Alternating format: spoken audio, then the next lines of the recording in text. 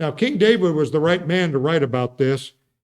He lived with enemies trying to kill him his whole life.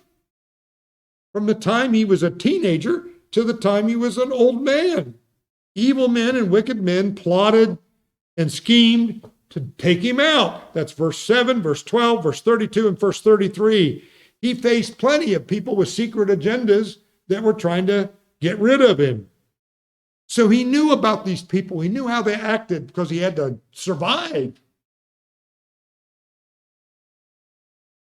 But unfortunately, in a moment of great weakness,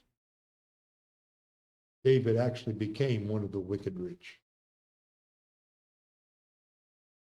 He was king, had reigned a long time. His fall with Bathsheba, he stole Uriah's wife, had sex with her,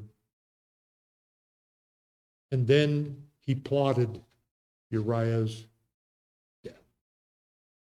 He plotted it. So he became the rich guy that was plotting some good guy's demise. Nathan called him on it. In Nathan's parable, there was a rich man that had many sheep.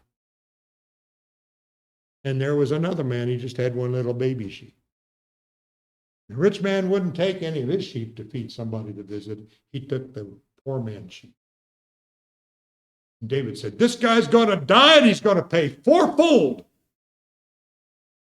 He's got to give 4 sheep for the 1 sheep. But David said, and Nathan said, you're the man. You know that whole section. You know what? David paid with 4 his sons for what he did with Bathsheba. Bathsheba's baby, Amnon, Absalom, Adonijah.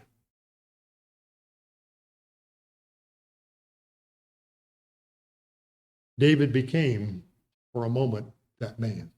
He knew how he was thinking then after he'd repented, and he knew what it did. That one time of failure, his family suffered. The nation suffered greatly because of that mess up. And so he had an experience of what happens to people who live like that. He only did that for a little while, but boy, did he pay for it. God was gracious. God didn't hammer him as hard as he could, but enough to make him not want to do that again.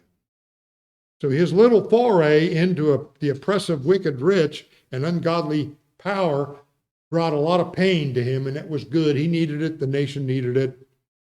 And if you read the story, just start counting the little lambs of David's that providentially died. A lot of it all connected in with what he did. Not just Bathsheba's baby, but all the lack of respect his sons had for him, and all the problems that came between them and between each other. He learned the consequences of sin in his own, and no doubt. And God told him, sword's not going to part from your house, which you did.